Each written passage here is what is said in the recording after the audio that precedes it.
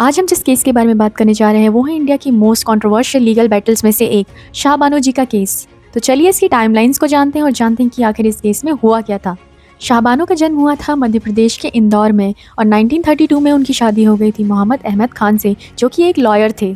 लेकिन शादी के 43 ईयर्स बाद 1978 में अहमद खान ने शाहबानो को ट्रिपल तलाक दे दिया। शाहबानो के 5 बच्चे थे, जिनमें से 3 बेटे थे और 2 बेटियां थीं। और डिवोर्स के बाद जब उन्होंने मेंटेनेंस मांगा तो उन्हें मेंटेनेंस नहीं दिया गया, जिसके बाद शाहबानो ने लोकल कोर्ट में CRPC सेक्शन 125 के तहत एक केस फाइल कर दिया। CRPC यानी कि कोड ऑफ क्रिमिनल प्रोसीजर, ये एक सेकुलर प्रोविजन है जो कि मेंटेनेंस प्रोवाइड कराता है वाइफ्स को, चिल्ड्रंस को या डिपेंडेंट पेरेंट्स को। Which simply means maintenance are provided to those people who are unable to maintain themselves. Local court का जजमेंट शाहबानो के फेवर में आ गया। लोकल कोर्ट ने अहमद खान को ऑर्डर दिया कि उन्हें 25 रुपीज़ पर मंथ मेंटेनेंस देना पड़ेगा। इस जजमेंट से नाखुश होकर ये केस हाई कोर्ट में पहुंच गया। हाई कोर्ट में भी जजमेंट आया शाहबानो के फेवर में, जहां पर मेंटेनेंस को बढ़ाकर 179.20 रुपीज़ पर मंथ कर दिया गया। अहमद खान इस जजमेंट से नाखुश थे, इसलिए उन्होंने 1985 में इस केस को सुप्रीम कोर्ट में फाइल कर दिया। उस समय में सुप्रीम कोर्ट के बेंच के हेड थे चीफ जस्टिस YV चंद्रचूड़, जिन्होंने इस केस को दोनों तरफ से सुना और इस केस का जजमेंट आया शाहबानो के फेवर में।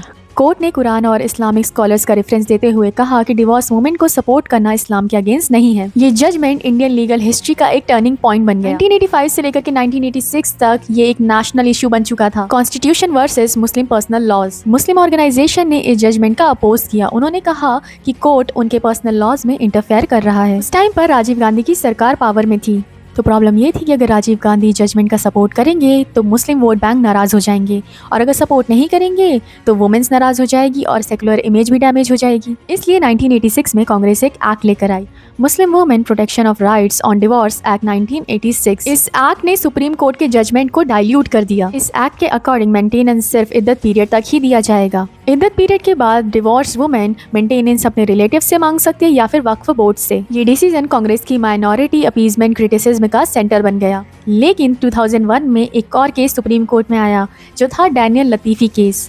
इस केस ने 1986 के इस एक्ट को फिर से सेंटर में ला दिया और इस बार सुप्रीम कोर्ट ने ये जजमेंट दिया कि मुस्लिम हस्बैंड को इद्दत पीरियड में lump sum and fair provision देना होगा। सुप्रीम कोर्ट के इस जजमेंट से डिवोर्स मुस्लिम वुमेन के राइट्स स्ट्रेंथन हुए। शाहबानो का केस आज भी इंडिया में women right versus personal law, secularism, political appeasement का सिंबल माना जाता है।